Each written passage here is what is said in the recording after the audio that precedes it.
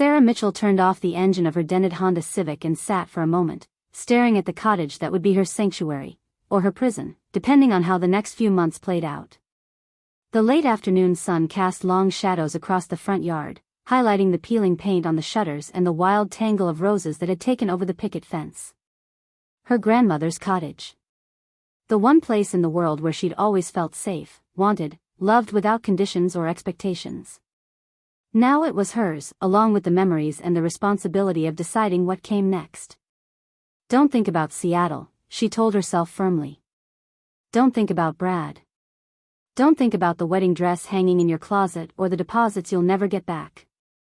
She climbed out of the car, her muscles protesting after the 6-hour drive from the city.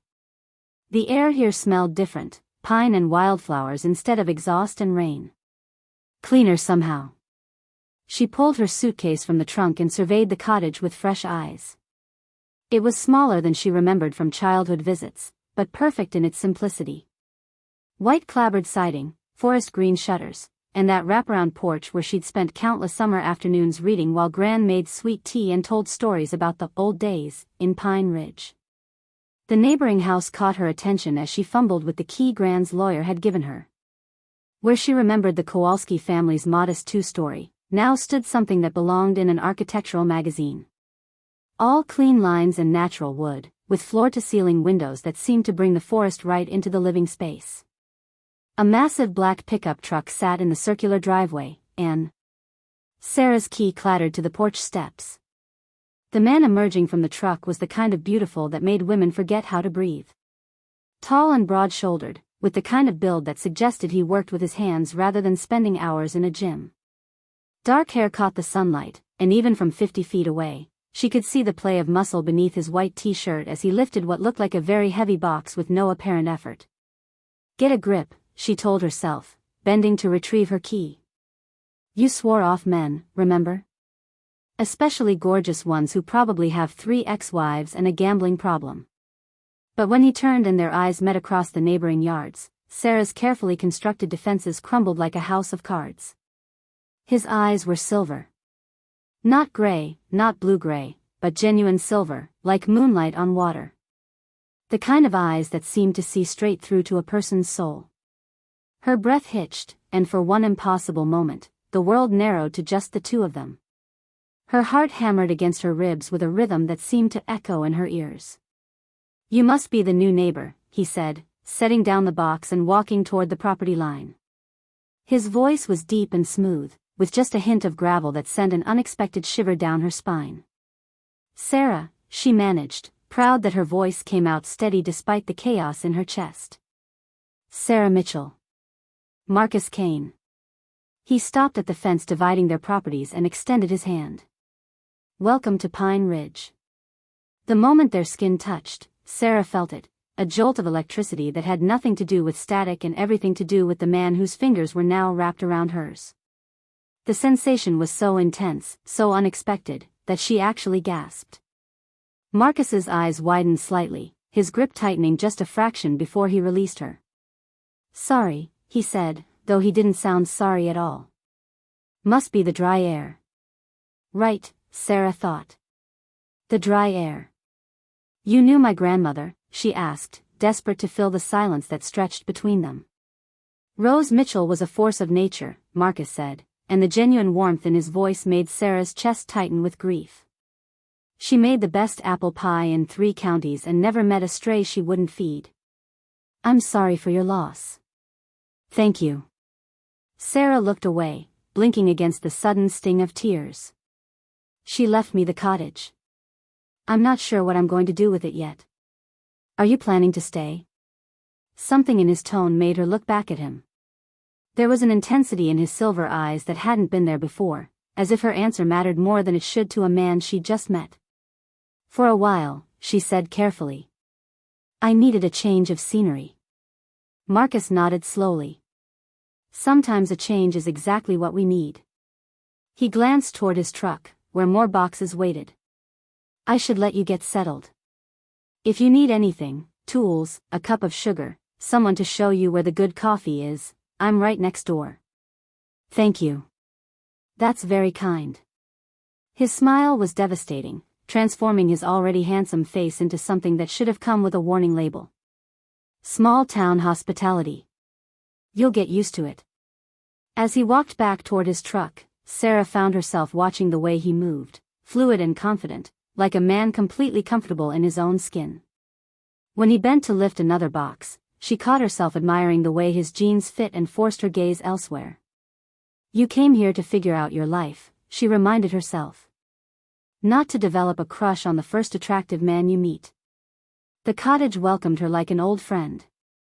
Everything was exactly as she remembered: chintz curtains, braided rugs, and the lingering scent of Grand's lavender sachets. Sarah dropped her suitcase in the living room and walked through each room slowly, reacquainting herself with the space that had shaped so many of her childhood memories. The kitchen still had the same sunny yellow walls and white cabinets, though someone, probably the cleaning service the lawyer had arranged, had stocked the refrigerator with basic supplies. Her grandmother's recipe box sat on the counter exactly where it had always been, and Sarah ran her fingers over the worn edges with a pang of longing. Upstairs, the bedroom that had been hers during summer visits was unchanged. Twin bed with a patchwork quilt, oak dresser, and the window seat where she'd spent hours reading and dreaming about her future.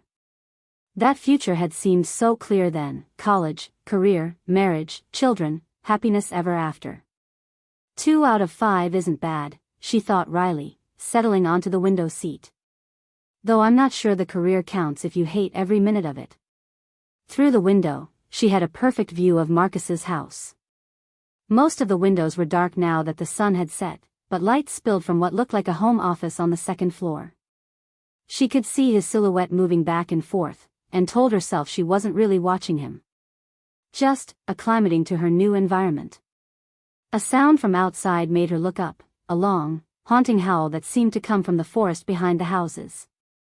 Sarah had forgotten how different nighttime sounded in the country. In Seattle, the soundtrack was traffic and sirens and the occasional shout from the street below her apartment. Here, it was crickets and wind through the trees and whatever wild animal was calling to the night. She glanced toward Marcus's house instinctively, though she couldn't have said why. The howl came again, closer this time, and was answered by another from deeper in the woods. Coyotes, she told herself. Or maybe dogs running loose. But something about the sound raised the fine hairs on her arms. It was wilder than any dog she'd ever heard, more primal. More dangerous.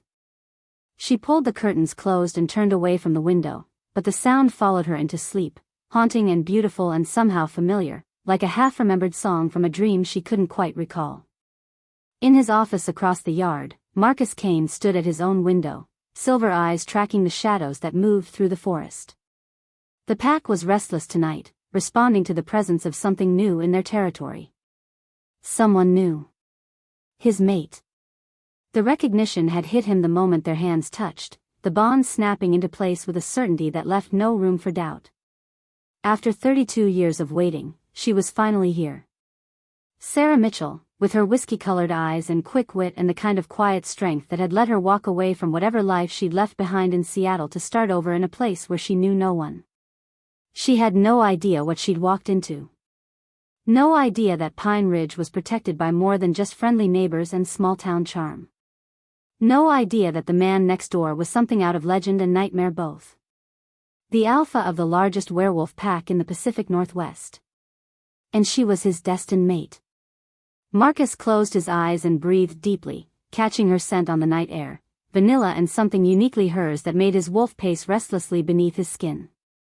Everything in him wanted to go to her, to claim her, to make sure she understood that she belonged to him now. But she was human. Fragile. Innocent of his world and the dangers that came with it. He would have to be patient. Careful. Give her time to know him as a man before she learned what else he was. Another howl rose from the forest, and Marcus's lips curved in a smile that held no humor. The pack would follow his lead, but they were curious about their new Luna. Some would be welcoming. Others would need convincing that a human could be strong enough to stand beside their alpha. Time would tell. It always did. But as he watched the light go out in Sarah's bedroom window, Marcus made himself a promise. Whatever it took, however long it took, he would keep her safe while she found her place in his world. Their world. Because whether she knew it yet or not, Sarah Mitchell was home. If you are enjoying this video, don't forget to like this video and subscribe to the channel. Chapter 2. Sarah woke to sunlight streaming through the gauze curtains and the sound of birds she couldn't identify singing in the oak tree outside her window. For a moment, she lay still, disoriented by the absence of traffic noise and the neighbor's dog that barked every morning at exactly 6:15 in her Seattle apartment building. Then she remembered. Pine Ridge. The cottage. The impossible silver eyes of the man next door. She'd dreamed about Marcus Kane, dreams that left her feeling restless and warm and slightly embarrassed in the bright light of morning. Dreams where those silver eyes looked at her with an intensity that made her feel like the only woman in the world. Get it together, she told herself, padding barefoot to the kitchen. You've been here exactly 12 hours and you're already fantasizing about the neighbor. What's next? Baking him cookies and finding excuses to borrow a cup of sugar. The thought was so unlike her usual practical self that she actually laughed out loud. Sarah Mitchell was not the type of woman who mooned over men. She planned, she analyzed, she made careful decisions based on logic and compatibility charts she'd learned about in a relationship seminar Brad had dragged her to. Look how well that had worked out. Coffee first, she decided. Then she'd explore Pine Ridge and figure out what came next in her carefully dismantled life. An hour later, showered and dressed in jeans and a soft blue sweater that brought out her eyes, Sarah walked down Main Street and felt like she'd stepped into a Norman Rockwell painting. The downtown area stretched for maybe 6 blocks, lined with Victorian-era buildings that housed antique shops, a bookstore with a hand-painted sign, and something called Maggie's Mercantile that seemed to sell everything from fishing tackle to homemade soap. People nodded and smiled as she passed, the kind of genuine acknowledgement she'd forgotten was possible after years of city anonymity. A few even introduced themselves, welcoming her to town with the easy warmth of neighbors rather than strangers. Millie's Cafe sat on the corner of Main and Birch, with cheerful yellow awnings and window boxes overflowing with petunias. The scent of coffee and fresh-baked pastries drew her inside, where a dozen small tables created an atmosphere of comfortable intimacy. You must be Rose's granddaughter, said the woman behind the counter before Sarah could even order. She was in her 60s, with silver hair pulled back in a practical bun and eyes that missed nothing. I'm Millie Henderson. Your grandmother talked about you all the time, showed everyone pictures, bragged about your job in the big city. Sarah Mitchell, she said, returning the woman's smile. And yes, I'm Rose's granddaughter. Was her granddaughter. I'm still getting used to past tense. Millie's expression softened with understanding. She was proud of you, honey. Real proud. Said you had more backbone than sense sometimes. But that's not always a bad thing. She gestured toward the menu board. What can I get you? Coffee's fresh, and I just pulled blueberry scones out of the oven. Sarah ordered both and settled at a table by the window, where she could watch the morning rhythm of small-town life. A group of older men occupied the large round table in the corner, their conversation a comfortable mix of local politics and good-natured ribbing. 2 women about her own age sat near the back, heads bent over what looked like wedding planning materials. For the first time in months, Sarah felt herself starting to relax. Maybe this was what she needed, a place where people still knew each other's names, where the pace of life allowed for actual conversation instead of hurried texts between meetings. The bell above the door chimed, and every conversation in the cafe stopped. Sarah looked up to see Marcus Kane standing in the doorway, and her coffee cup rattled against the saucer as she set it down too quickly. If she'd thought he was impressive yesterday in jeans and a t-shirt, he was devastating in dark slacks and a button-down shirt that did interesting things for his shoulders. But it wasn't just his appearance that commanded attention. There was something about the way he carried himself, an unconscious authority that made people take notice. The men at the corner table nodded respectfully. The women by the back wall whispered behind their hands, their eyes following his every movement. And then his gaze found hers across the room, and Sarah felt that same electric jolt from yesterday, multiplied by the intimate setting and the fact that he was looking at her like she was the only person in the room. Mind if I join you? He asked, though he was already pulling out the chair across from her. It's a free country, Sarah replied, proud that her voice came out steady despite the way her pulse had kicked into overdrive. Marcus smiled, a slow curve of lips that did dangerous things to her equilibrium. So it is. He settled into the chair with the fluid grace she was beginning to recognize as uniquely his, and Sarah tried not to notice the way his presence seemed to fill the space around their table. The whispers from other patrons continued, but quieter now, as if they didn't want to disturb whatever was happening between the newcomer and their local, what? Celebrity? Business owner? How are you settling in? Marcus asked, his silver eyes studying her face with an intensity that made her feel simultaneously flattered and exposed. Fine, she said, then decided honesty might be more interesting than politeness. Though I have to ask, do you always have this effect on people? She gestured subtly toward the other patrons, most of whom were still sneaking glances in their direction. Marcus chuckled, a low sound that sent warmth spreading through her chest like good whiskey. Small towns, he said with a shrug. Everyone knows everyone else's business. New faces are big news. And what do they know about your business? That I'm a businessman. I own some property around here. The answer was smooth but vague, and Sarah's journalism instincts, rusty from years of corporate communications but still functional, picked up on the evasion. Before she could press for details, Millie appeared at their table with a fresh pot of coffee and a smile that was perhaps a little too knowing. Marcus, dear, the older woman said as she refilled both their cups, how lovely to see you out during the day. You work such terrible hours. There was something in her tone, a subtle emphasis that suggested layers Sarah wasn't privy to. Marcus's jaw tightened almost imperceptibly before he smiled. You know how it is, Millie. Business keeps me busy.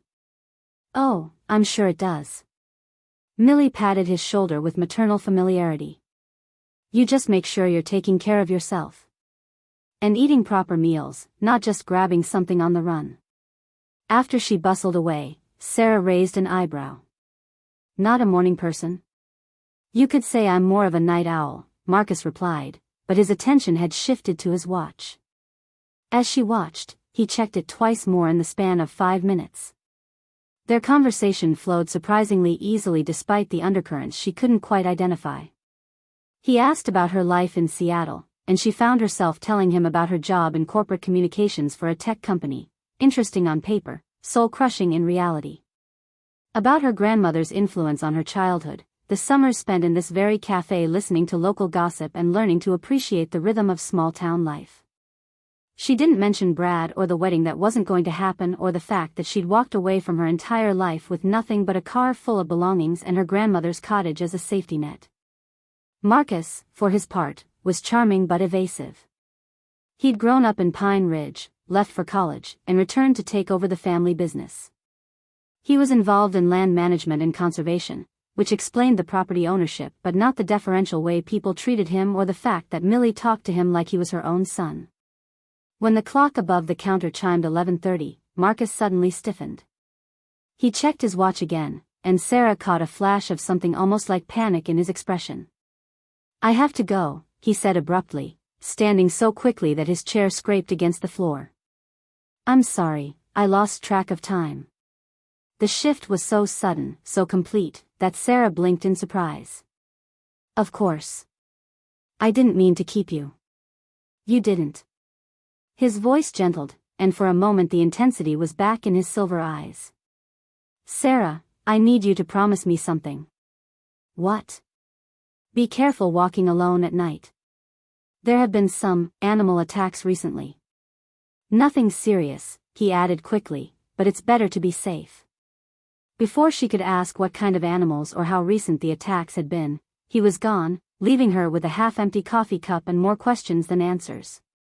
The rest of the day passed quietly. Sarah browsed the antique shops, picked up groceries at Maggie's Mercantile, and spent the afternoon on her grandmother's porch with a book and a glass of iced tea. It should have been peaceful, restorative even.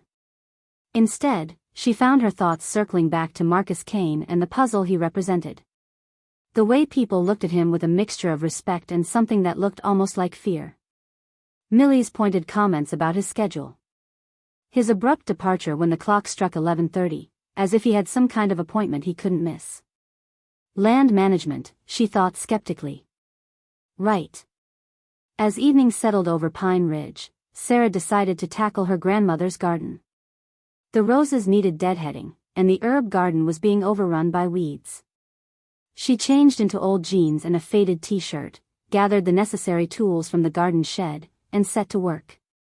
The repetitive motions were soothing, connecting her to memories of childhood summers spent helping Gran with the endless tasks that kept a garden healthy and beautiful. She was watering the roses along the fence line when she heard voices from Marcus's backyard. Deep voices. Serious voices. All male, and all carrying an undertone of authority that made her pause with the hose still running. She shouldn't eavesdrop. It was rude, invasive, and none of her business what her neighbor discussed with his friends or business associates or whoever they were. But something about the tone made her turn off the water and listen more carefully. Through a gap in the fence where a board had come loose, she could see part of Marcus's backyard. He stood in the center of a circle of men, at least 6 of them, all tall and powerfully built. They moved with the same fluid confidence she'd noticed in Marcus, the same unconscious authority. And they were all looking at him like he was their leader. "The Patterson land is secured," one of them was saying. "But we've got reports of strangers asking questions in Millfield." "Could be nothing. Or could be scouts," another voice added grimly. "Testing our boundaries." "Territory," Marcus said, and the single word carried a weight that made Sarah's breath catch. "They're testing our territory. The question is whether they're looking for weaknesses or just trying to rattle us." Territory. Not property, not business interests. Territory. Sarah's heart pounded as she crept closer to the fence, trying to make sense of what she was hearing. These men weren't talking about real estate or conservation. They were talking like some kind of organized group with defined boundaries and potential threats. Like a gang. Or worse. What about the new arrival? The question came from someone she couldn't see, but it froze her in place. Rose Mitchell's granddaughter. She could complicate things. "She's not a complication," Marcus said, and there was something in his voice, possessive, protective, that made Sarah's skin prickle with awareness. "She's under my protection." "Marcus." "She's under my protection," he repeated, and this time his tone brooked no argument. "Anyone who has a problem with that can take it up with me directly." Silence fell over the group, heavy with implications Sarah didn't understand. She backed away from the fence on shaking legs, her mind racing. What kind of business was Marcus really in? And why did she need his protection from people she'd never even met? More importantly, what had she walked into when she decided to start over in Pine Ridge? As she hurried back toward the cottage, Sarah caught a glimpse of movement in the forest that bordered both properties. For just a moment, she could have sworn she saw eyes reflecting the last light of evening. Watching eyes. Then they were gone, and she told herself it was just a deer or a raccoon or any of the dozens of nocturnal animals that called the forest home. But as she locked the cottage door behind her and drew the curtains closed, Sarah couldn't shake the feeling that something was watching her. Something that had nothing to do with curiosity and everything to do with evaluation. The question was, had she passed whatever test was being administered, or failed it completely? If you are enjoying this video, don't forget to like this video and subscribe to the channel. Chapter 3. Sleep was impossible. Sarah lay in her grandmother's bed, staring at the ceiling and listening to the unfamiliar sounds of the country night. Every creak of the old house settling, every rustle of wind through the trees, every distant call of a night bird seemed amplified in the darkness. But it wasn't the sounds keeping her awake. It was the memory of silver eyes and the feel of Marcus Kane's hand touching hers. It was the overheard conversation about territory and protection, and the way her skin still tingled hours later from their brief encounter at the cafe. She'd never believed in instant attraction. Love at first sight was a fairy tale, something that happened in romance novels and movies, not to practical women who made pro and con lists before choosing a breakfast cereal. She'd dated Brad for 2 years before agreeing to marry him, and even then she'd never felt this bone-deep pull toward him. This felt different. Cosmic, almost, like some fundamental force was drawing her toward Marcus Kane whether her rational mind approved or not. "You've been single for exactly 3 days," she reminded herself. "You're rebounding from a broken engagement and projecting onto the first attractive man you've met. It's textbook." But even as she tried to rationalize the feeling, Sarah knew it was more than that. When their eyes met, when their hands touched, something had awakened inside her that she'd never experienced before. Something that made her want to throw caution to the wind and see where this impossible attraction might lead. The digital clock on the nightstand read 11:47 p.m. when she heard it, a long, haunting howl that seemed to rise from the very heart of the forest. It was the same sound from the night before, wild and beautiful and strangely lonely. Sarah sat up in bed, her heart rate quickening. The howl came again, closer this time, and she was suddenly certain it was coming from Marcus's yard. Impossible, she told herself, but she was already sliding out of bed and padding barefoot to the window. People don't keep wolves as pets. Especially not in residential neighborhoods. She eased the curtain aside and peered into the moonlit backyard next door. What she saw made her breath catch in her throat. A massive black wolf stood in the center of Marcus's backyard, its coat gleaming silver in the moonlight. It was beautiful and terrifying, easily twice the size of any dog she'd ever seen. But it was the eyes that made her knees go weak. Silver eyes. Marcus's eyes. The wolf's head turned toward her window with an intelligence that was distinctly, impossibly human. For a long moment, they stared at each other across the distance, woman and wolf, predator and prey, something that defied every law of nature Sarah thought she understood. Her rational mind screamed that she was losing her grip on reality. Wolves didn't live in suburban backyards. Men didn't transform into animals. She was clearly suffering some kind of breakdown brought on by stress and life upheaval. But her heart recognized what her mind couldn't accept. Somehow, impossibly, the wolf was Marcus. The wolf took a step toward the fence dividing their properties, and Sarah felt that same electric pull she'd experienced when Marcus touched her hand. Instead of fear, she felt something like recognition.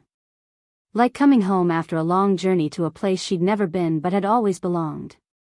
A twig snapped behind her, and Sarah spun around to find Marcus standing in her bedroom doorway. Fully human.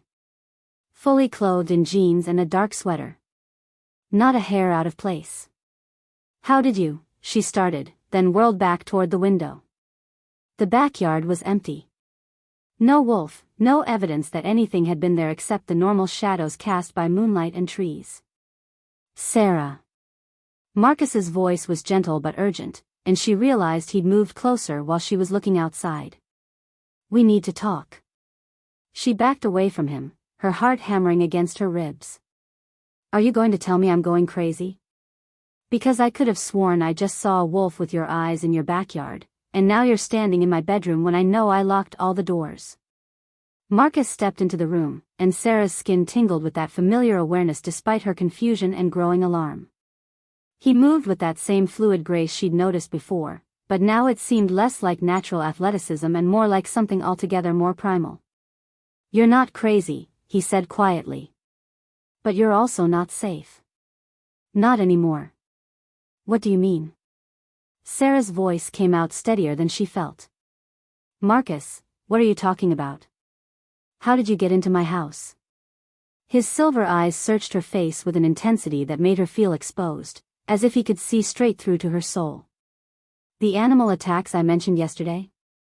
They're not random. Something's been hunting in our territory, and now." He paused, seeming to weigh his words carefully.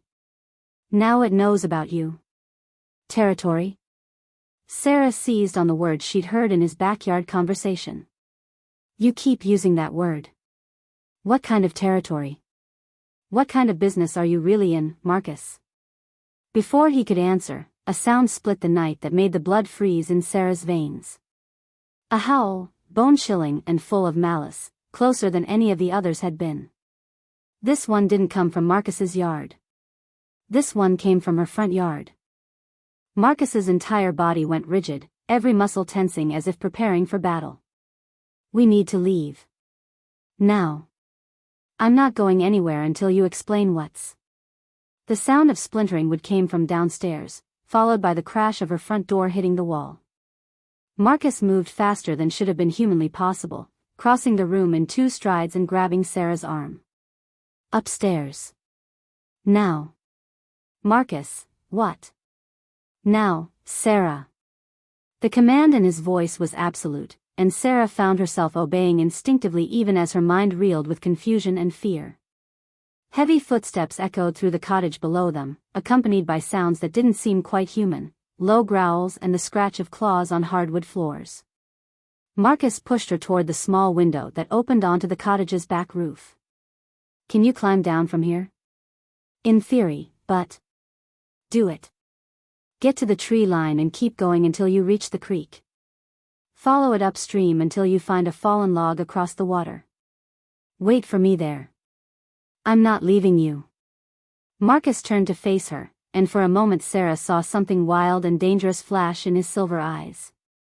You don't understand what's happening here. Those things downstairs, they're not human. And they're here because of you. Because of me? I don't even know what they are. They're rogues. Wolves without a pack, without territory of their own. They've been testing our boundaries for weeks, and now they've decided you're a weakness they can exploit. Sarah's world tilted on its axis. Wolves? Marcus, you're talking about wolves like they're people? Marcus's smile held no humor. Because they are, Sarah. We are. The footsteps on the stairs were getting closer, accompanied by sounds that definitely weren't human. Sniffing, growling, the scrape of claws on wood. I know how this sounds, Marcus continued, his voice urgent but gentle. I know it's impossible to believe.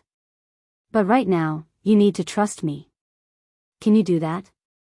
Sarah looked into his silver eyes and saw truth there, along with something that looked like desperation. Everything logical in her mind said this was insane, that she was having some kind of breakdown or elaborate nightmare. But her heart, her instincts, everything deeper than rational thought told her to trust him. Yes, she whispered. Good. Marcus moved to the window and pushed it open. Climb down to the porch roof, then drop to the garden. Stay low and move fast. I'll find you at the creek. What about you? I'll be right behind you. He cupped her face in his hands for just a moment, his thumb brushing across her cheek. I promise. Sarah wanted to ask a dozen more questions, wanted explanations that made sense, wanted to wake up from whatever surreal nightmare her life had become. Instead, she climbed through the window onto the slanted roof of the cottage's back porch. The old shingles were slippery with dew, and she had to move carefully to avoid sliding off into the rose bushes below. Behind her, she could hear Marcus moving around the bedroom, and then sounds from downstairs that made her blood run cold, growls and snarls and something that sounded distinctly like a fight. She dropped from the porch roof into her grandmother's herb garden, the impact jarring her teeth but not causing any real damage. The tree line Marcus had mentioned was maybe 50 yards away across the open backyard, and Sarah ran for it without looking back. The forest embraced her with shadows and the scent of pine needles. She'd played in these woods as a child during summer visits, but they seemed different now, wilder, more alive. Every rustle of leaves could be pursuit, every snap of a twig could signal danger. The creek wasn't hard to find, she could hear it babbling somewhere ahead and to her left. Sarah pushed through the underbrush, branches catching at her pajamas and bare feet protesting the rough ground. When she finally reached the water, she turned upstream as Marcus had instructed and began looking for the fallen log he'd mentioned. She found it maybe a quarter mile from the cottage, a massive oak that had fallen across the narrow creek, creating a natural bridge. Sarah settled behind it to wait, her heart still pounding from adrenaline and exertion. Minutes passed. Then more minutes. The sounds from the direction of the cottage had stopped, replaced by the normal nighttime chorus of insects and small creatures. Sarah began to worry that something had happened to Marcus, that he'd been hurt or worse by whatever had broken into her home. A twig snapped behind her, and she spun around to find Marcus emerging from the trees. He was disheveled, his sweater torn in several places, but he appeared to be unharmed. Are you hurt? He asked, dropping to his knees beside her. No, I'm fine. What about you? What happened back there? Marcus was quiet for a long moment, his silver eyes studying her face in the dappled moonlight. Sarah, what I'm about to tell you is going to sound impossible. But I need you to listen, really listen, and try to keep an open mind. Sarah nodded, though she wasn't sure how much more impossible her night could get. The men you saw in my backyard yesterday weren't business associates. They're my pack. I'm what you might call their alpha, their leader. Marcus paused, seeming to gather his courage. We're werewolves, Sarah. Shapeshifters. And those creatures that broke into your cottage tonight were rogues looking to use you to get to me. The words hung in the air between them like a challenge. Sarah's rational mind screamed that this was insane, that she should run screaming back to Seattle and check herself into the nearest psychiatric facility. But sitting there in the moonlight with Marcus's silver eyes reflecting the light like an animal's, with the memory of that massive black wolf still vivid in her mind, Sarah found herself nodding. Okay, she said quietly. Marcus blinked in surprise. Okay? I saw you, Sarah said simply. The wolf in your backyard. I saw you, Marcus. And I felt. She struggled to find words for the inexplicable connection she'd experienced. I felt like I knew you. Like I'd been waiting for you my whole life without knowing it. Something shifted in Marcus's expression, a mixture of relief and wonder and something deeper that made Sarah's breath catch. There's a word for what you felt, he said softly. But I'm not sure you're ready to hear it yet. Before Sarah could ask what he meant, another howl echoed through the forest, this one from multiple throats, answering each other across the darkness. Marcus tensed, his head tilting as if he was listening to something she couldn't hear. They're regrouping. We need to move. Where? Somewhere safe. Somewhere I can protect you while we figure out what they want. Marcus stood and offered her his hand. Will you come with me, Sarah? Will you trust me a little longer? Sarah looked at his outstretched hand, at the man who claimed to be something out of legend and nightmare. Everything logical told her to run. Everything deeper than logic told her to stay. She took his hand, feeling that same electric jolt of connection. Lead the way. If you are enjoying this video, don't forget to hit the like button and subscribe to the channel. Chapter 4. Marcus led Sarah deeper into the forest, their path lit only by moonlight filtering through the pine canopy. The ground was soft with decades of fallen needles, muffling their footsteps as they moved through the trees. Sarah's bare feet were already cut and bruised, but adrenaline kept her moving despite the pain. Behind them, the howls continued, a haunting call and response that seemed to come from every direction at once. How many are there? Sarah whispered, stumbling slightly as her foot caught on a root. Marcus caught her elbow, steadying her with that same electric touch that made her skin tingle despite their circumstances. At least 6. Maybe more. And how many are in your pack? 23, including myself. Marcus's voice was grim. But most of them live scattered throughout the territory. It'll take time for them to respond to a call. Time they might not have, Sarah realized with growing dread. She was slowing Marcus down, making him vulnerable when he needed to be at his strongest. A human liability in a supernatural conflict she didn't understand. They reached a small clearing where moonlight pooled like silver water on the forest floor. Marcus stopped, his head tilted as if listening to something beyond Sarah's hearing. They found the cottage, he said quietly. They know we've gone. As if summoned by his words, a howl rose from the direction they'd come, closer than before, and definitely pursuing. Marcus, Sarah began, but he was already shaking his head. No. Whatever you're thinking, the answer is no. You don't even know what I was going to say.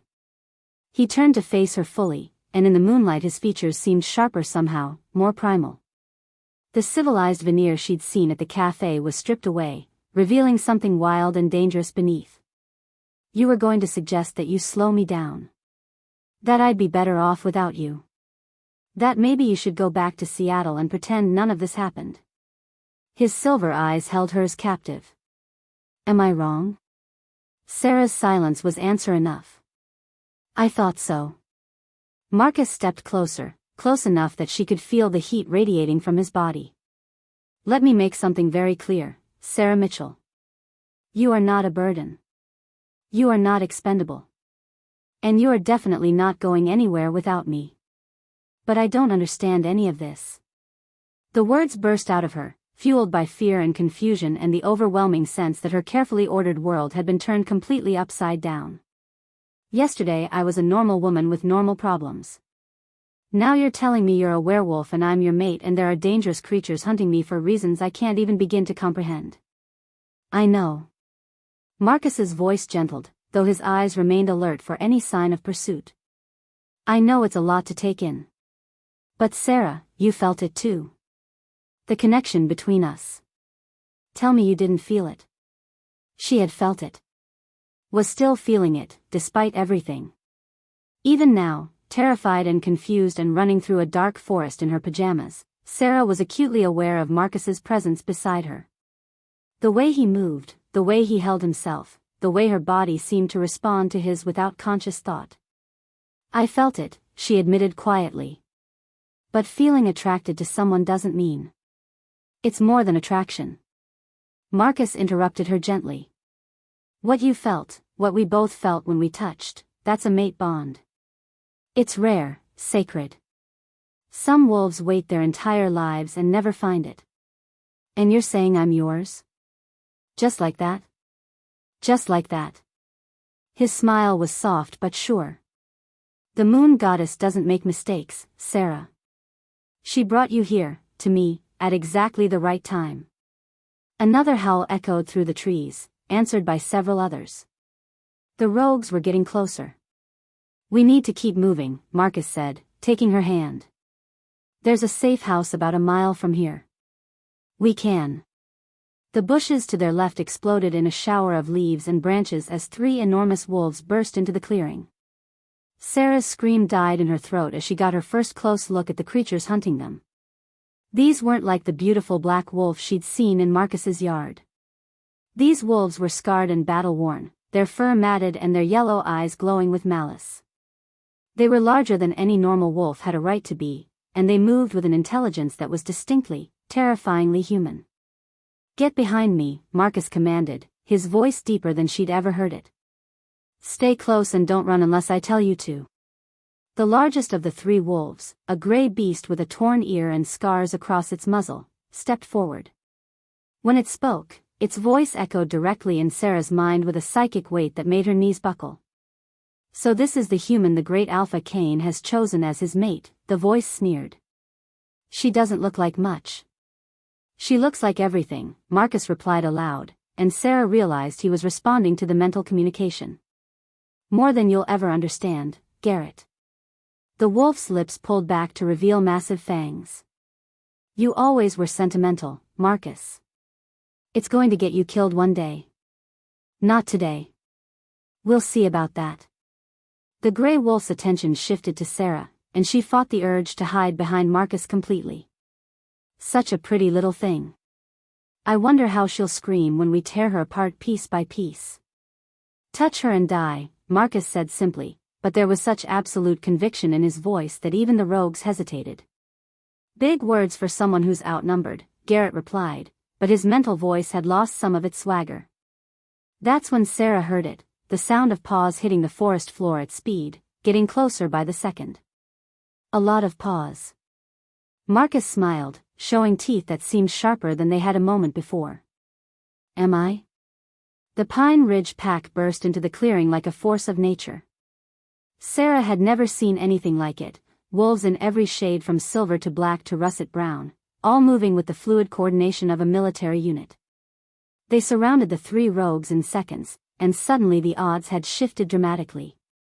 The largest wolf in the group, a magnificent silver-gray beast that somehow managed to be even more impressive than Marcus's black wolf form, padded forward. When he shifted to human form, Sarah gasped. He was older than Marcus, maybe in his 50s, with silver-shot hair and the kind of presence that commanded respect. When he spoke, his voice carried absolute authority. You're trespassing on Pine Ridge territory, he said to the rogues. Leave now, or face the consequences. The gray rogue, Garrett, snarled but didn't back down. We're not here for territory, old man. We're here for the girl. Then you're leaving disappointed. Marcus stepped forward, and Sarah could see the change beginning in him. His muscles were shifting, expanding, his features becoming more angular. She's under my protection. Your protection won't last forever, Garrett replied. We know where she lives now. We know what she means to you. Sooner or later, we'll get our chance. No, Marcus said quietly, you won't. The transformation was unlike anything Sarah could have imagined. One moment Marcus was standing beside her in human form, the next he was the massive black wolf she'd seen in his backyard, but bigger, more powerful, radiating an authority that made every other wolf in the clearing lower their heads in respect. When he spoke, his mental voice resonated with such power that Sarah felt it in her bones. You want her? You go through me first. The challenge hung in the air like a physical thing. Even the other pack members seemed to hold their breath, waiting to see how the rogues would respond. Garrett's yellow eyes flicked from Marcus to the pack surrounding him, clearly calculating odds. Whatever he saw there must not have been encouraging, because after a long moment, he stepped back. This isn't over, he snarled. Yes, Marcus replied calmly, it is. The three rogues melted back into the forest as quickly as they'd appeared, leaving behind only the scent of menace and the echo of threats. Marcus shifted back to human form, his transformation so smooth it seemed effortless. He was immediately at Sarah's side, his hands gentle as they checked her for injuries. Are you hurt? No, I'm... Sarah's voice trailed off as she realized she was shaking. Not from fear, though there had certainly been plenty of that, but from the aftermath of adrenaline and the stunning realization of what she'd just witnessed. You're in shock, the older man said kindly, moving to stand beside Marcus. Perfectly normal reaction. I'm David Kane, by the way. Marcus's father and former alpha of this pack. Former? Sarah managed to ask. David smiled. I retired 5 years ago and passed leadership to my son. Though I have to admit, he's handled tonight's crisis with more restraint than I might have shown at his age. Marcus's jaw tightened. They threatened her, Dad. They threatened my mate. Yes, I heard. David's expression grew serious. Which brings us to a rather important question. He looked at Sarah with eyes that were the same startling silver as his son's. Miss Mitchell, do you have any idea why a group of rogue wolves would be interested in using you as leverage against our pack? Sarah shook her head mutely. She barely understood what a rogue wolf was, let alone why they'd want to hurt her. Because she's mine, Marcus said quietly. Because the bond formed the moment we met, and somehow they know about it. That's impossible, said a voice from the edge of the clearing. Sarah turned to see a woman about her own age stepping forward, tall, blonde, and beautiful in the way that made other women instantly insecure. Bonds don't form that quickly. Especially not with humans.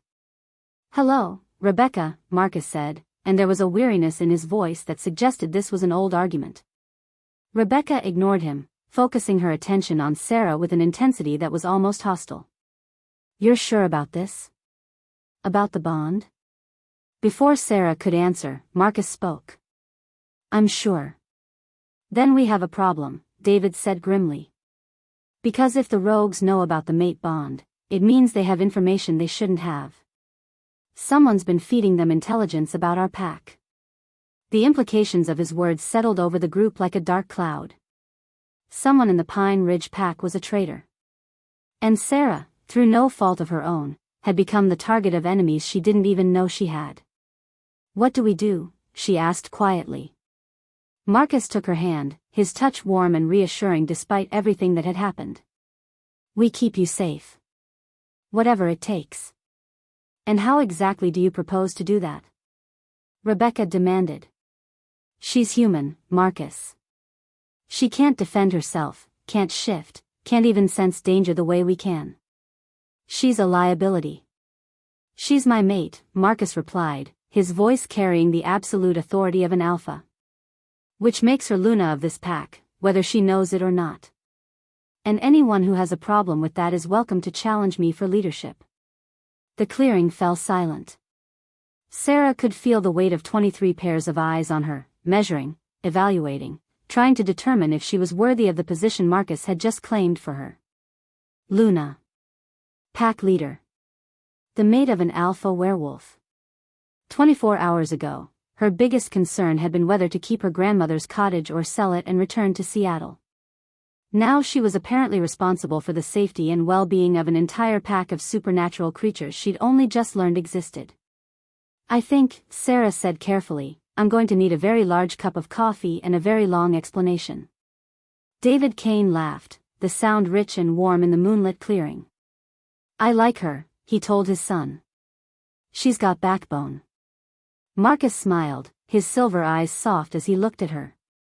Yes, he said quietly, she does. But as the pack began to move toward whatever safe house Marcus had mentioned, Sarah couldn't shake the feeling that the night's revelations were only the beginning. She was part of something now, something ancient and powerful and dangerous. And there was no going back. If you are enjoying this video, do well to like this video and subscribe to the channel. Chapter 5. The safe house turned out to be a sprawling log cabin nestled deep in the forest, far from any roads or hiking trails. Solar panels on the roof and a generator humming quietly in the distance suggested it was designed for extended stays off the grid. As they approached, Sarah could see warm light spilling from the windows and smoke rising from the chimney. Pack emergency shelter, Marcus explained as he helped her up the front steps, his hand steady on her elbow. We have 3 of them scattered throughout the territory. Inside, the cabin was surprisingly comfortable, leather furniture grouped around a stone fireplace, a modern kitchen, and what looked like enough bedrooms to house a small army. Several pack members were already there, tending wounds and speaking in low, urgent voices. David Kane looked up as they entered. Perimeter's secure for now, but we can't assume it'll stay that way. Garrett's group was just the advanced scouts. Advanced scouts for what? Sarah asked, accepting the cup of coffee someone pressed into her hands. A larger force, Rebecca said grimly from her position by the window. Rogues don't usually travel in groups that small unless they're testing defenses. Marcus settled onto the couch beside Sarah, close enough that she could feel the heat radiating from his body. Despite everything that had happened, his presence still made her pulse quicken. Why now? He asked his father. The rogues have been content to stay in the unclaimed territories for years. What changed? David's expression was troubled. I have a theory, but you're not going to like it. I already don't like any of this. Tell me. The Blackwood pack was wiped out 6 months ago. 43 wolves, including their alpha and his entire family. David's words fell into the room like stones into still water. At the time, we assumed it was territory disputes with neighboring packs. But what if it wasn't? The implications hit Sarah even before Marcus spoke. You think the rogues were responsible? I think someone is organizing them. Giving them purpose, direction, a reason to band together instead of fighting each other for scraps. David looked directly at his son. And I think they're targeting established packs systematically. To what end? Territory. Resources. Power. Rebecca had moved away from the window, her expression grim. Take out the established alphas, scatter the pack members, claim the lands for themselves. Marcus was quiet for a long moment, his silver eyes distant with thought. Sarah could practically see him processing the information, weighing options, considering strategies. If that's true, he said finally, then targeting my mate wasn't random. It was strategic. How so? Sarah asked, though part of her already dreaded the answer. Marcus turned to face her fully. An alpha's mate is his greatest strength and his greatest weakness. The bond between us, it's not just emotional. It's spiritual, fundamental. Losing you would. He paused, seeming to search for words. It would destroy me in ways that go beyond grief. So they target the mate to weaken the alpha, David continued. Make him vulnerable, desperate. Force him to make emotional decisions instead of tactical ones. Sarah felt a chill that had nothing to do with the mountain air. And then? Then they move in for the kill, Rebecca said bluntly. Take out the alpha, scatter his pack, claim his territory. The room fell silent as the weight of their situation settled over everyone. Sarah was no longer just a woman who'd stumbled into a supernatural world. She was a weapon being used against the man she was falling in love with and the pack that was slowly becoming her family. There has to be something we can do, she said finally. Some way to turn this around. There is, Marcus said quietly. But it's dangerous. More dangerous than sitting here waiting for them to make their next move. Marcus's smile was proud and worried in equal measure.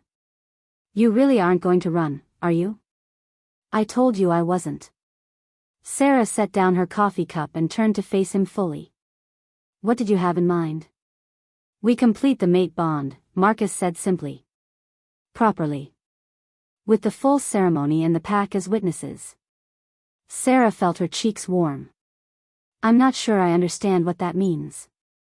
It means, David said gently, that you would officially become Luna of this pack. Marcus's mate in every sense of the word. It would strengthen the bond between you, make it harder for enemies to use you as leverage. It would also, Rebecca added with something that might have been respect, make you a target for every rogue pack in the region. Luna's status comes with power, but it also comes with responsibility. And danger. Sarah looked around the room at the faces watching her, some hopeful, some worried, all waiting for her decision. These people had accepted her presence among them, had fought to protect her without question. The least she could do was fight back. What would I need to do? Learn our ways, Marcus said. Our laws, our customs, our history. Understand what it means to be Luna to a pack of wolves. How long do we have? Not long, David admitted. The new moon is in 3 days. That's when mate bonds are traditionally completed. If we're going to do this, we need to do it then. 3 days to learn everything she needed to know about werewolf culture. 3 days to prepare for a ceremony that would bind her to Marcus in ways she still didn't fully understand.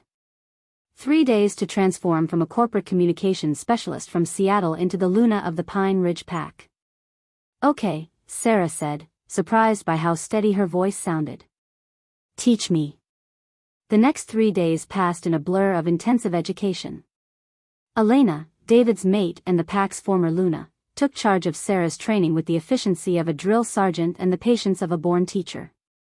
Being Luna isn't just about being the alpha's mate, Elena explained as they walked through the forest behind the safe house. You're the heart of the pack. The one they come to when they're hurt, scared, or lost. You settle disputes, offer counsel, and when necessary, you fight. Fight? Sarah stumbled slightly over a root. I've never been in a real fight in my life. Then we'll start with the basics. Elena's smile was both kind and determined. By the time I'm done with you, you'll be able to hold your own against any wolf in this pack. The training was brutal. Elena taught her pack law, werewolf history, and the complex social dynamics that govern pack life. She learned about territory boundaries, challenge protocols, and the sacred duty of a Luna to protect her people above all else. The physical training was even harder. Elena might have been in her 50s, but she moved like a woman half her age and hit like a woman twice her size. Sarah spent most of the first day flat on her back in the dirt. Again, Elena commanded as Sarah picked herself up for the 20th time. I can't, Sarah panted, her muscles screaming in protest. The rogues won't care if you're tired. Again.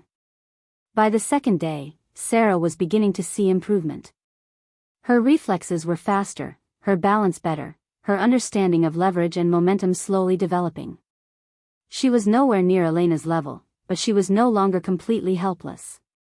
The evenings were spent with Marcus, learning about the pack itself, the personalities, the relationships, the complex web of loyalty and responsibility that held them together. He told her about each member, their strengths and weaknesses, their histories and hopes. David's been alpha since before I was born, Marcus explained as they sat by the fireplace after another exhausting day of training. He stepped down when he felt I was ready to lead, but he's still the pack's greatest tactical mind. And Rebecca? Marcus's expression grew complicated. Rebecca is ambitious. She's a good wolf, loyal to the pack, but she's never accepted that I haven't chosen a mate from within our own kind. She sees your humanity as a weakness. Is it? Sarah asked quietly. A weakness, I mean. Marcus turned to face her fully, his silver eyes intense in the firelight.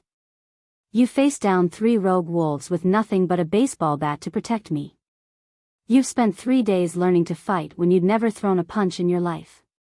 You've accepted a world that should be impossible and committed to people you barely know. He reached out to cup her face gently.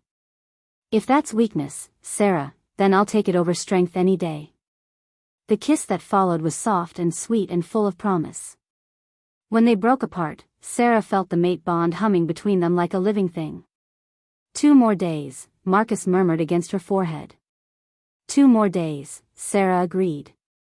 But as she settled into sleep that night, Sarah couldn't shake the feeling that the rogues weren't going to wait for the ceremony to make their next move.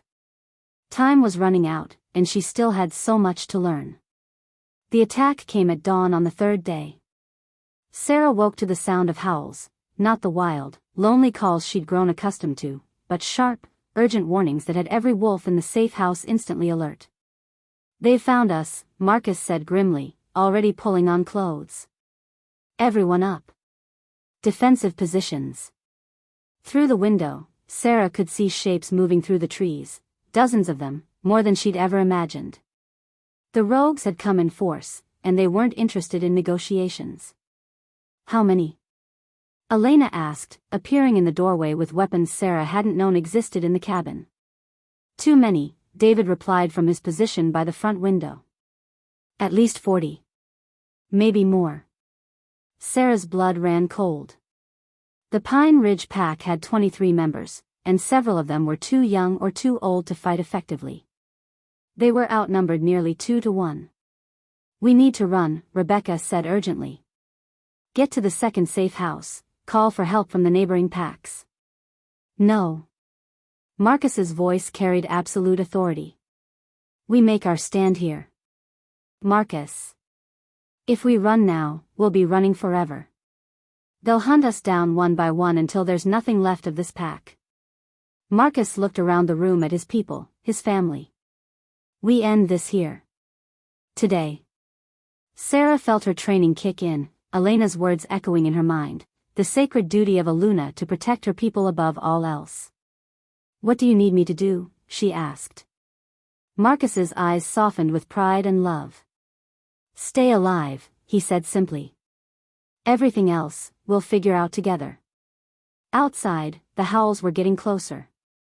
The final battle for Pine Ridge territory was about to begin, and Sarah was no longer just a bystander caught up in supernatural politics.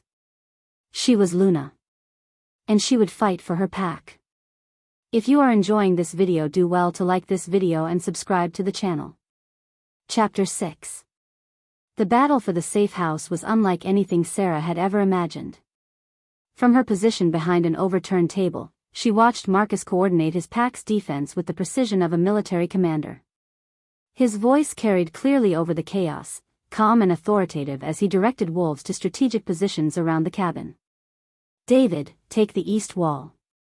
Rebecca, you've got the north windows. Elena. A rogue wolf burst through the front door in a shower of splintered wood, its yellow eyes wild with bloodlust. Marcus shifted mid-sentence, his human form dissolving into the massive black wolf Sarah was learning to recognize. He met the intruder head-on, and the 2 wolves went down in a tangle of fur and fangs. Sarah gripped the hunting knife Elena had pressed into her hands, her 3 days of training feeling woefully inadequate as chaos erupted around her.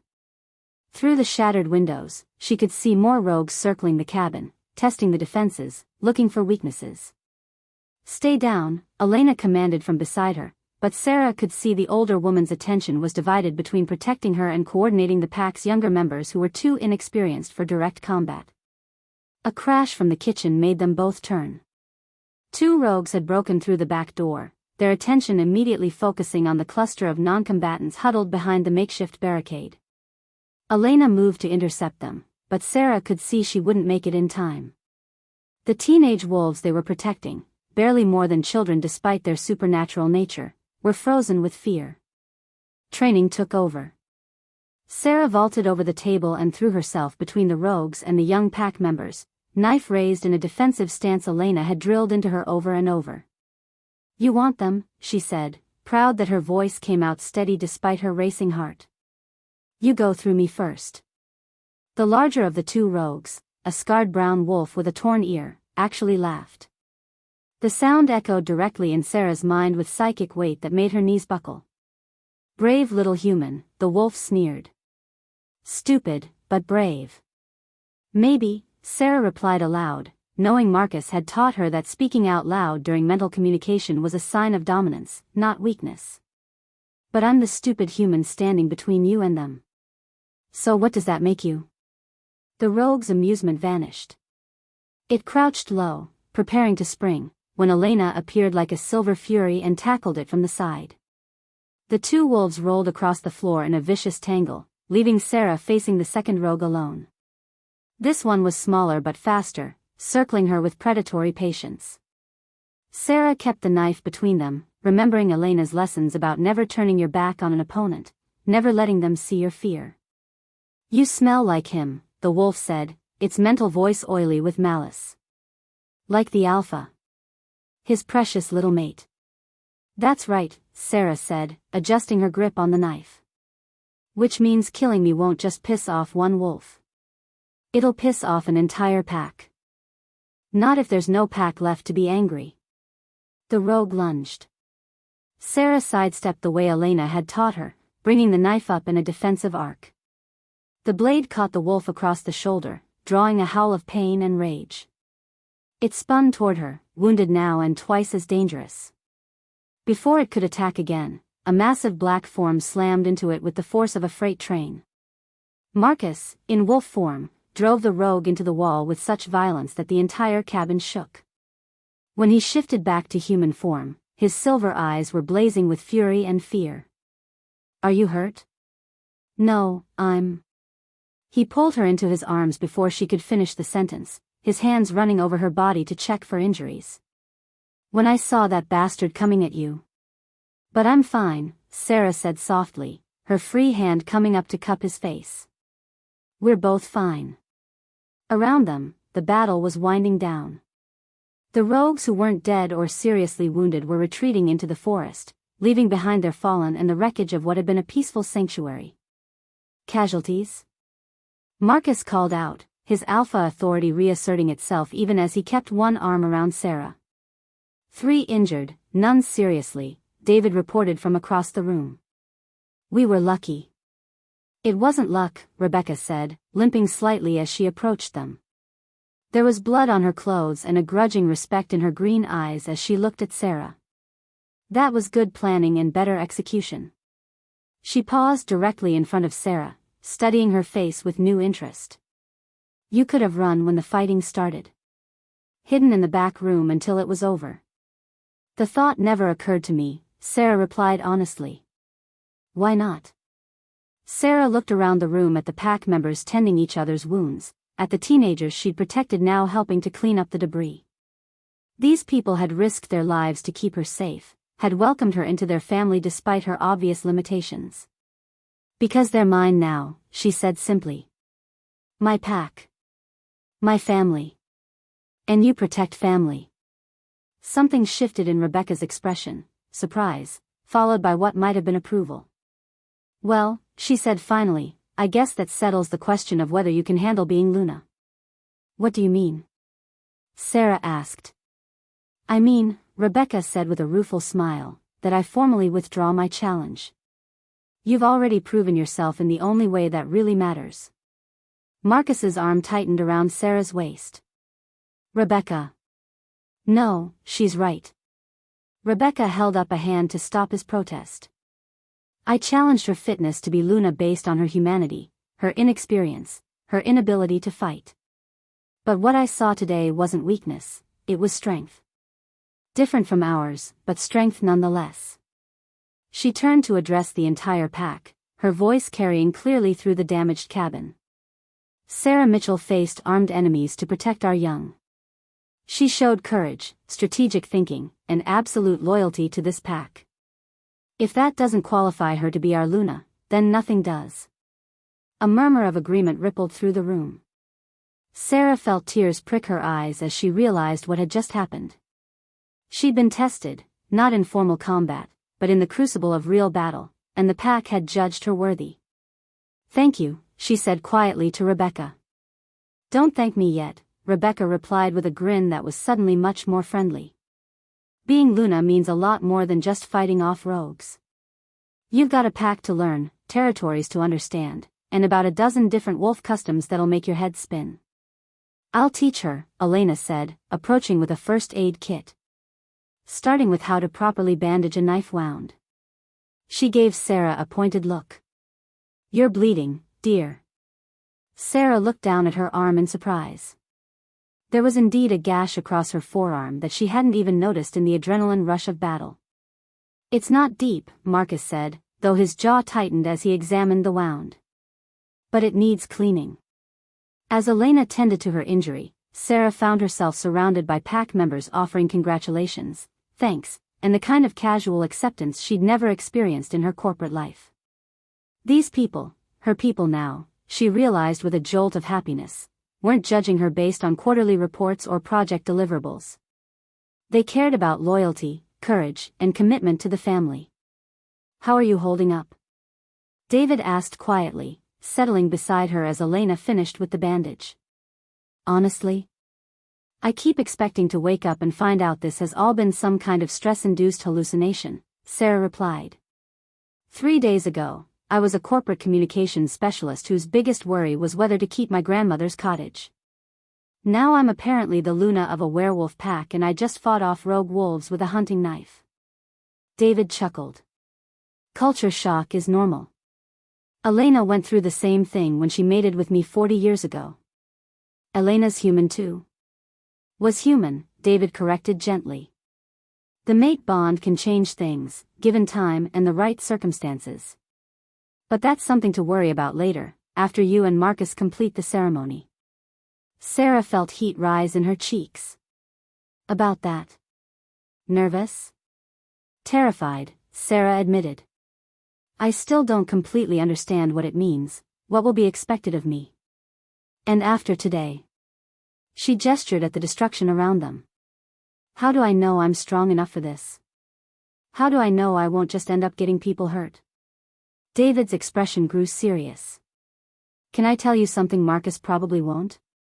Sarah nodded.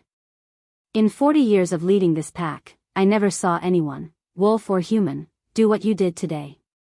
You had no training, no experience, no supernatural strength or speed. But when our young were threatened, you didn't hesitate. You stepped between them and danger without a second thought." His silver eyes, so like his son's, were warm with approval. "That's not weakness, Sarah. That's exactly the kind of strength a Luna needs." Across the room, Marcus was coordinating cleanup efforts and planning their move to the third safe house. But Sarah could feel his attention on her, that mate bond humming between them like a living thing. "He loves you, you know," David said softly. "Not just the mate bond, though that's powerful, but he loves who you are. Your courage, your determination, your refusal to back down from a challenge." "I love him too," Sarah said, the words coming out easier than she'd expected. "That's what scares me. I've never felt anything like this before. It's like he's become part of me in ways I don't understand." "That's exactly what he is," David replied. "And after the ceremony, it'll only get stronger." Sarah watched Marcus directing the pack with calm efficiency, solving problems and making decisions with the kind of natural authority she'd never possessed. He was magnificent, powerful, intelligent, completely at home in a world that still felt foreign to her. But when he looked across the room and their eyes met, Sarah saw something in his expression that steadied her fears. Love, yes, but also respect. Pride. The same recognition she'd seen from the pack members who'd accepted her despite her obvious limitations. She belonged here. Not because of the mate bond or mystical destiny, but because she'd chosen to belong. Because when it mattered, she'd stood and fought for the people she was learning to love. Marcus, she called out, making a decision that felt both terrifying and absolutely right. He was at her side in an instant. What is it? Are you in pain? No, Sarah said, reaching up to touch his face. I'm ready. Ready for what? The ceremony. The mate bond. All of it. She smiled at his look of surprise. I know who I am now, Marcus. I know where I belong. And if you'll have me, I want to be your Luna. Officially. The smile that spread across Marcus's face was brilliant. Are you sure? Completely. He kissed her then, in front of the entire pack, and Sarah felt that electric connection between them flare into something deeper, stronger, more permanent.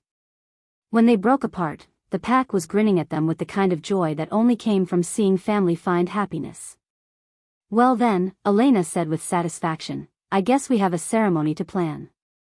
As the pack began discussing logistics and traditions, Sarah felt a sense of peace settle over her that she'd never experienced before. This was home. This was family. This was where she belonged. And she was ready to claim it all. Chapter 7. The pack house was nothing like Sarah had expected. Instead of a rustic cabin, it was a sprawling modern home nestled in the mountains, all glass and timber that seemed to grow from the forest itself. Solar panels gleamed on the multi-level roof, and wraparound decks offered stunning views of the wilderness that stretched endlessly in every direction. It's beautiful, Sarah breathed as Marcus led her up the stone walkway, her hand tucked securely in his. It's home, he replied simply, but she could hear the pride in his voice. The great room was exactly that, great. Soaring ceiling supported by massive timber beams, floor-to-ceiling windows that brought the forest inside, and a stone fireplace that could have heated a small apartment. Comfortable leather furniture was arranged in conversational groupings, and Native American artwork adorned the walls. The pack was waiting for them, about 20 people ranging from teenagers to elderly, all with that same intense energy Sarah was beginning to recognize as distinctly Lupin. Their expressions as she entered ranged from curious to skeptical, with a few openly hostile stares that made her want to step closer to Marcus. Everyone, Marcus announced, his hand warm and reassuring on Sarah's back, this is Sarah. My mate. The room erupted in whispers. Sarah caught fragments of conversation that made her cheeks burn. Human? So soon. Are you sure about this, Marcus? An older woman with silver-streaked hair and kind eyes stepped forward, breaking the uncomfortable moment. I'm Elena Kane, the pack's beta female and Marcus's stepmother, she said warmly. Welcome to our home, dear. Elena's acceptance seemed to give others permission to approach. Sarah found herself shaking hands and exchanging pleasantries with pack members whose names she tried desperately to remember. Tom, the pack's mechanic. Dr. Lisa, who ran the local veterinary clinic. James and Patricia, whose teenage son looked like he'd rather be anywhere else. But not everyone was welcoming. A beautiful blonde woman about Sarah's age pushed through the crowd, her green eyes flashing with barely contained anger. She was tall and athletic, moving with the same predatory grace Sarah had noticed in Marcus, and gorgeous in the effortless way that made other women instantly insecure. This is ridiculous, Marcus, she snapped, not bothering with introductions. She's human.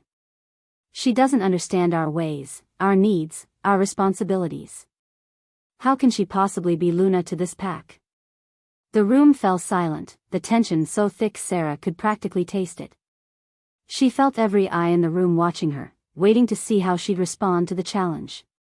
Because she's mine, Rebecca, Marcus replied calmly, but Sarah could feel the steel beneath his words, the absolute authority of an alpha who wouldn't be questioned. The moon goddess doesn't make mistakes. The moon goddess? Sarah whispered, the phrase unfamiliar. Our deity, Elena explained quietly, moving to stand supportively beside her. She who determines true mates and guides our kind. Rebecca wasn't finished. Aluna needs to be strong, Marcus. She needs to be able to defend the pack, to understand the politics and alliances that keep us safe. What can a human possibly offer us? The dismissive tone stung, but before Marcus could respond, Sarah stepped forward. She was tired of being talked about like she wasn't there, tired of being treated like a liability instead of a person. "You're right," she said, addressing Rebecca directly. The blonde woman's eyebrows rose in surprise at Sarah's directness. "I don't know your ways. I can't shift into a wolf. I don't understand your politics or your customs. But I can learn, and I can earn my place here." "How?" Rebecca challenged, crossing her arms over her chest. "What could you possibly do to prove you're worthy of Luna's status?" Sarah looked around the room at the faces watching her, some hopeful, some skeptical, all waiting for her answer.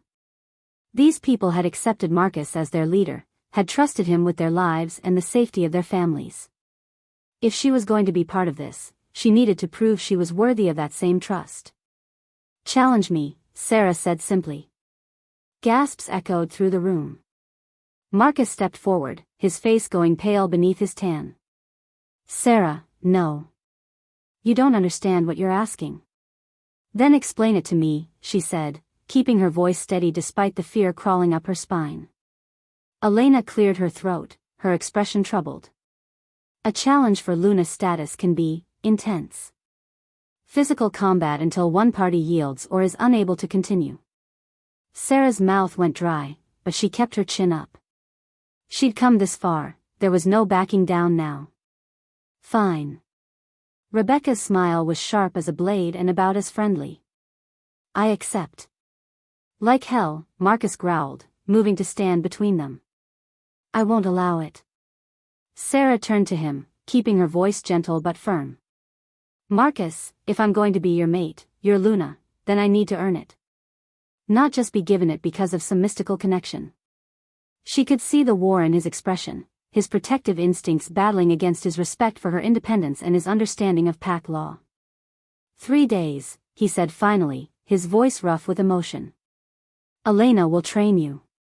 Basic self-defense, pack law, our customs. You'll need to understand what you're fighting for." "Marcus," Rebecca started to protest.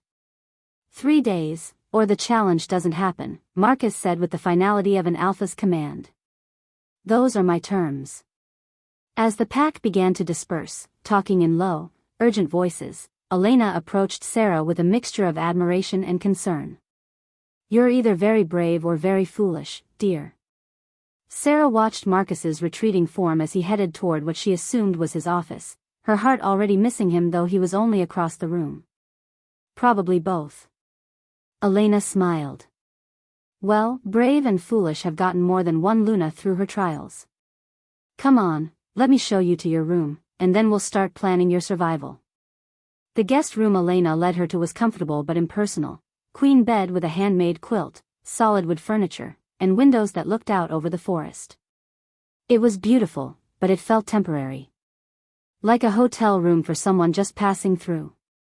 "Marcus insisted," Elena said, noting Sarah's expression. "Old-fashioned about some things, that boy. Says you'll share his room after the mating ceremony, not before." Heat flooded Sarah's cheeks. Mating ceremony? The formal bonding ritual. Usually happens after courtship and the Luna trials, assuming you survived the challenge. Elena's tone was matter-of-fact, but her eyes were kind. "It's how we formalize the mate bond, make it official in the eyes of the pack and the moon goddess." That night, lying in the guest room's unfamiliar bed, Sarah stared at the ceiling and wondered what she'd gotten herself into. Through the window, she could hear the pack moving through the forest, the soft pad of paws on forest floor, the rustle of underbrush, and occasionally, the haunting howls that seemed to be their way of staying in touch across the vast territory. Somewhere out there, Marcus ran with them, and she felt his absence like a physical ache. The mate bond Elena had explained was real, she could feel it humming between them even when they were apart, a golden thread of connection that made her feel less alone than she had in years. 3 days, she thought, pressing her face into the pillow that smelled faintly of pine and wood smoke. 3 days to learn everything I need to know to not get myself killed. It didn't seem like nearly enough time. Training with Elena began at dawn and was unlike anything Sarah had ever experienced.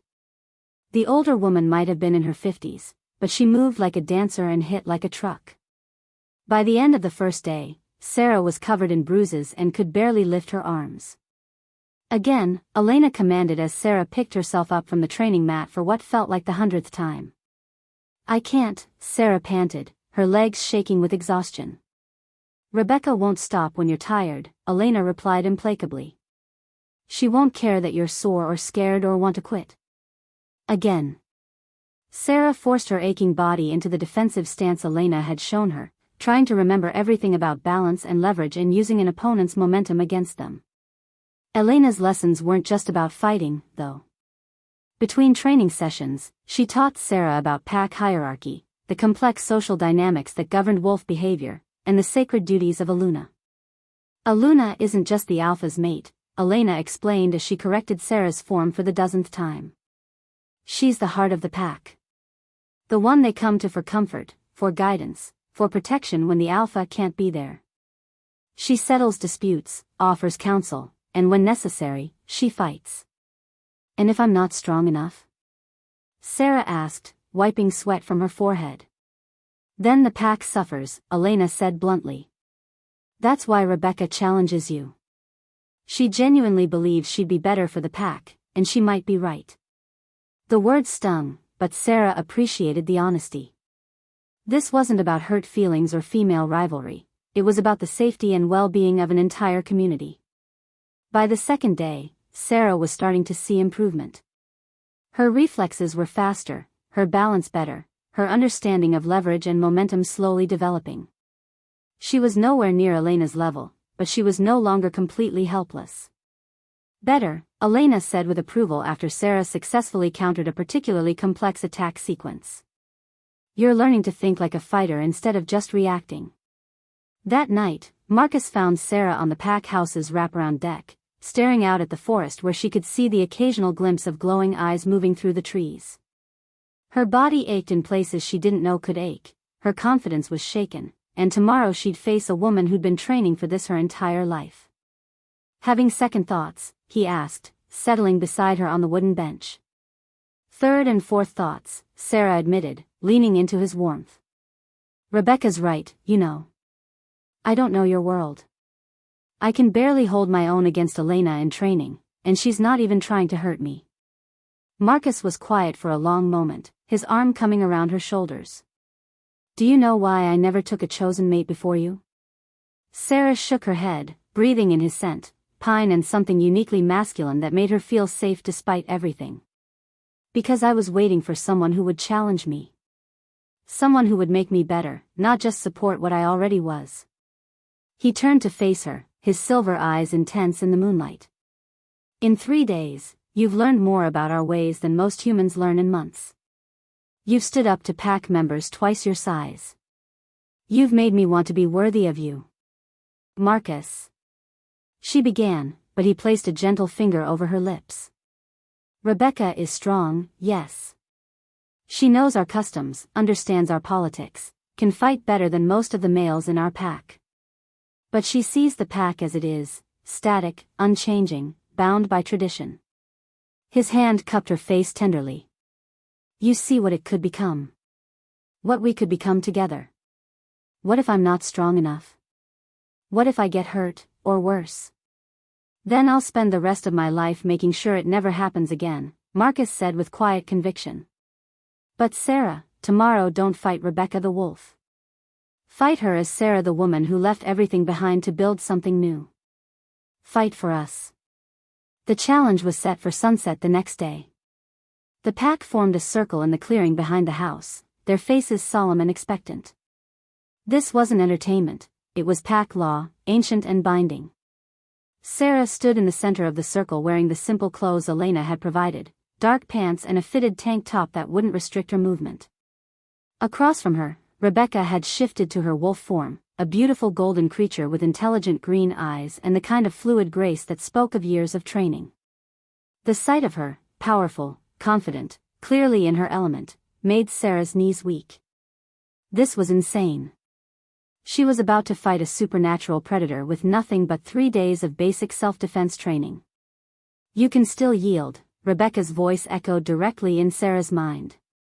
The mental communication felt strange, invasive, but she forced herself to project confidence she didn't feel.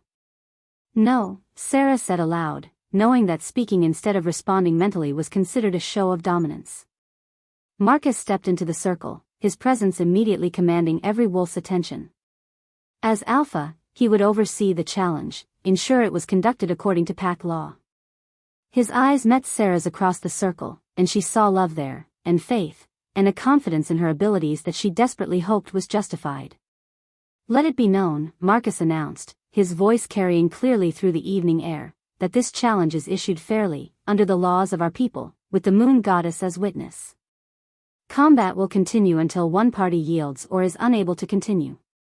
He looked between Sarah and Rebecca, his expression grave. Honor the laws. Honor each other. Honor the pack. The last rays of sunlight filtered through the trees, casting long shadows across the clearing. Begin, Marcus commanded. Rebecca circled Sarah slowly, testing, looking for weakness. Sarah kept her stance wide, hands up in the defensive position Elena had drilled into her, trying to remember everything she'd learned about reading an opponent's intentions. The attack, when it came, was lightning fast.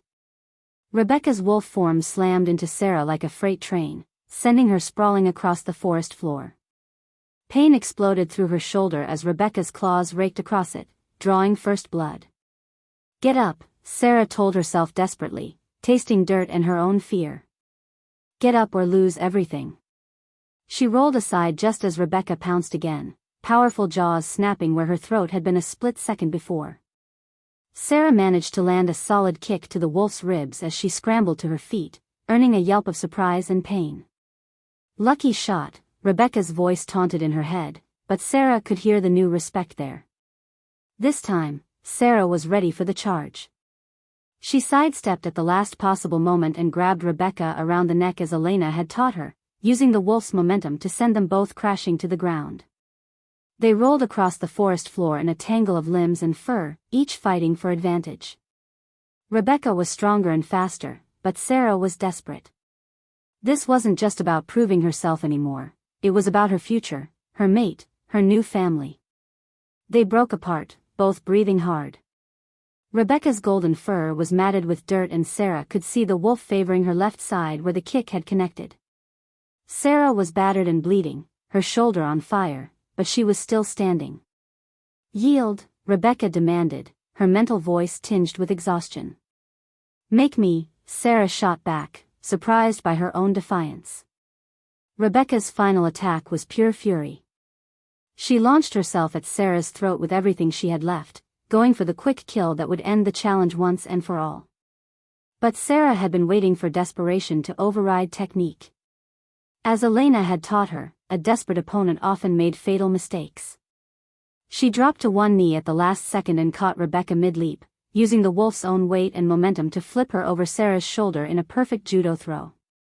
Rebecca hit the ground hard with a yelp of surprise and pain, and for a moment, didn't move. When she finally struggled to her feet, she was back in human form, Elena's spare clothes hanging loose on her athletic frame. There was blood on her lip and respect in her green eyes, along with something that might have been approval.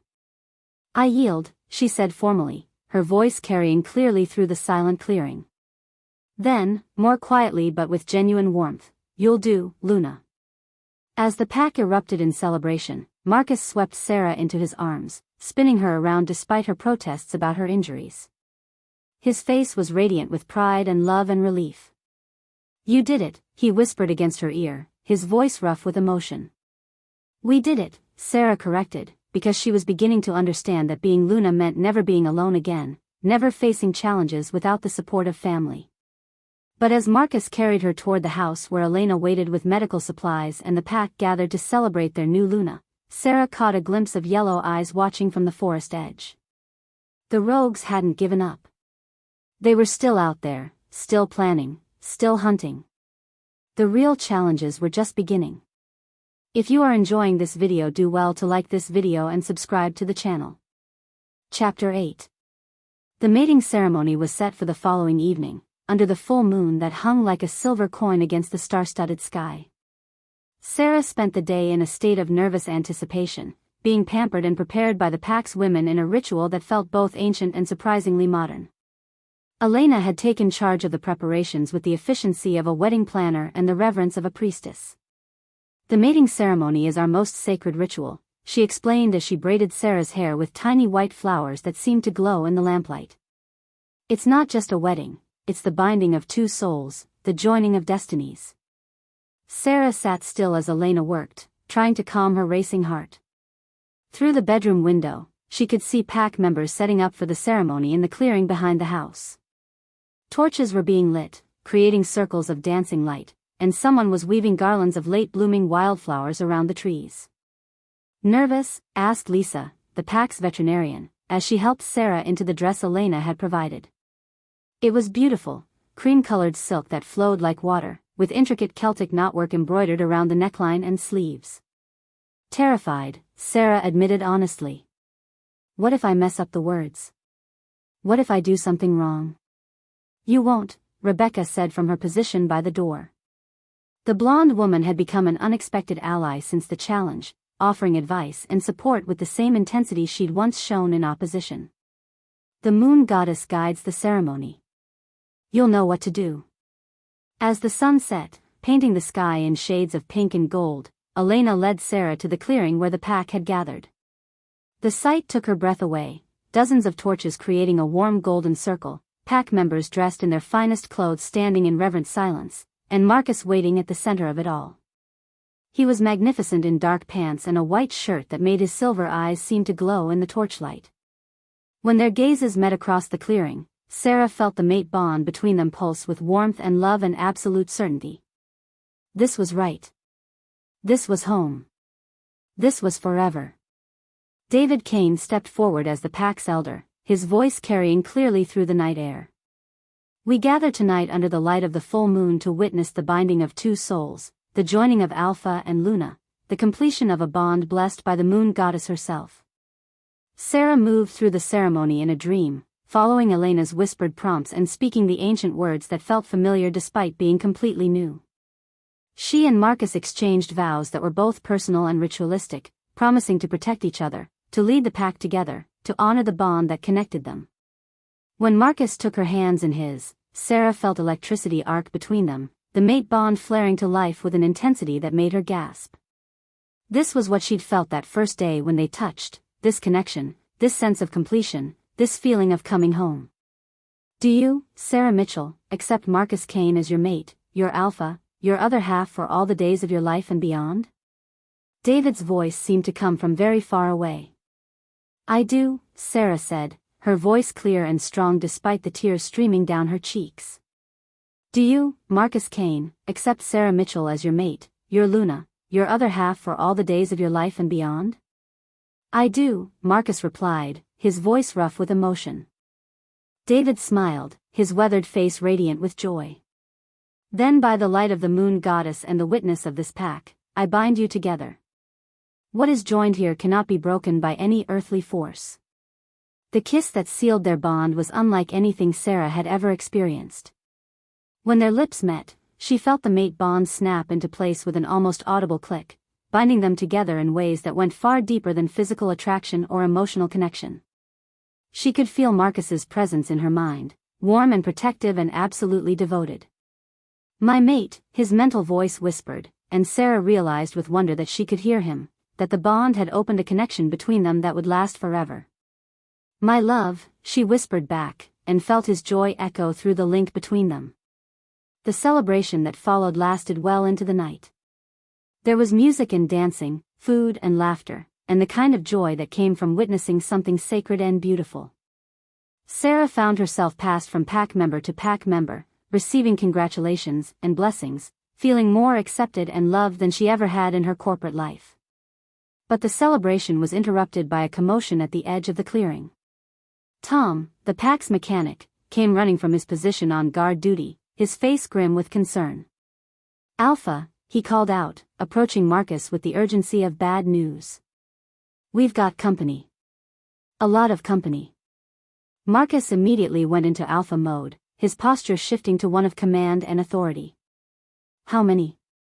At least 50, Tom replied. Maybe more. They're surrounding the territory, moving in coordinated groups. Sarah felt the pack's mood shift from celebration to readiness for battle. Without being told, pack members began moving into defensive positions, the younger wolves gathering near the house while the fighters spread out toward the perimeter. It's Garrett, Marcus said grimly, his hand finding Sarah's and squeezing tightly. He's brought everything he has. Why tonight? Sarah asked, though she already suspected the answer. Because tonight we're vulnerable, Rebecca said, checking the weapons she'd produced from somewhere. Focused on celebration instead of defense. He probably thought he could catch us off guard. Marcus's smile was sharp and predatory. He thought wrong. What followed was the largest battle Sarah had ever witnessed. The rogues came in waves, testing the pack's defenses, probing for weaknesses. But the Pine Ridge pack fought with the coordination and determination of wolves defending their home and their newly mated leaders. Sarah found herself in the thick of it, no longer the protected human who needed to be kept safe, but Luna of the pack with responsibilities to fulfill. She helped coordinate the evacuation of non-combatants, treated wounds with the first aid training Elena had insisted she learn, and when necessary, fought alongside her pack with the skills she'd developed. The turning point came when Garrett himself appeared, the scarred gray wolf she'd first encountered at her cottage. He was larger than she remembered, more dangerous, and his yellow eyes burned with malice as they fixed on her. So the human thinks she's Luna now, his mental voice snarled with contempt. We'll see how long that lasts. But when he moved to attack her, Sarah wasn't alone. The entire pack moved as one to defend their Luna, wolves appearing from every direction to place themselves between her and danger. The message was clear: to threaten her was to threaten them all. Marcus, in his magnificent black wolf form, met Garrett head-on in single combat that would determine the fate of both packs. It was brutal and decisive, the clash of alphas fighting for dominance and survival. When it was over, Garrett lay defeated and the remaining rogues were in full retreat. The threat that had hung over Pine Ridge territory for months was finally ended. As dawn broke over the forest, painting the sky in shades of pink and gold, Sarah stood on the pack house deck surveying the aftermath of the battle. There had been injuries but no losses, and the territory was finally secure. Marcus found her there, human again and wearing clothes someone had brought him. His silver eyes were soft as he pulled her into his arms, careful of her own minor injuries. How are you holding up, Luna? He asked, the title now carrying all the weight of reality rather than ceremony. Tired. Sore. Happy, Sarah replied honestly, leaning into his strength. Is it always going to be like this? The fighting, the threats? No, Marcus said with conviction. What happened tonight, that was the end of something, not the beginning. The rogues are scattered, leaderless. The territory is secure. We can focus on building instead of just defending. Sarah looked out over the forest that was now her home, at the pack members who had become her family, at the man who was now bound to her in ways she was still learning to understand. 6 months ago, she'd been a corporate drone in Seattle, going through the motions of a life that felt empty and meaningless. Now she was Luna of a werewolf pack, mated to an alpha who loved her completely, surrounded by a family that would die to protect her.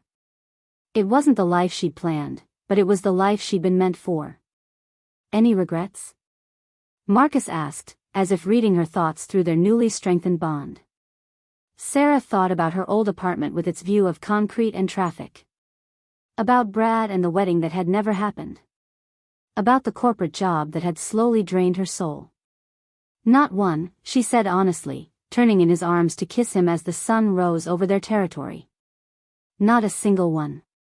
1 year later, Sarah stood in the same spot on the pack house deck, watching Marcus play with the pack's children in the yard below. Her hand rested on her still flat stomach, where their own child grew, a miracle of the mate bond that the pack doctor assured her was perfectly normal for mated pairs. Rebecca approached, now one of Sarah's closest friends and most trusted advisors.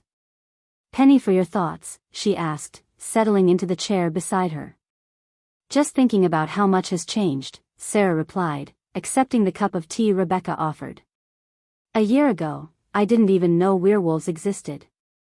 Now I'm married to one and pregnant with his child. And? Rebecca prompted with a knowing smile. And I've never been happier, Sarah said simply. This life, this pack, this family, it's everything I never knew I wanted. A howl rose from the forest, not a warning this time, but a celebration. The pack was growing stronger, the territory more secure, and the Alpha and Luna were happy and expecting their first child. Marcus looked up at the deck and smiled, his silver eyes bright with love and contentment. He'd found his mate, his pack was thriving, and their future stretched ahead of them full of possibilities. Sarah smiled back, her heart full to overflowing. She'd come to Pine Ridge looking for a fresh start and found her destiny instead. Sometimes the best things in life really were waiting right next door. The moon goddess, it seemed, definitely didn't make mistakes. I know you enjoyed this video and do well to like this video and subscribe to this channel. I would love to hear your thoughts in the comments section below. Don't forget to share this video to family and friends.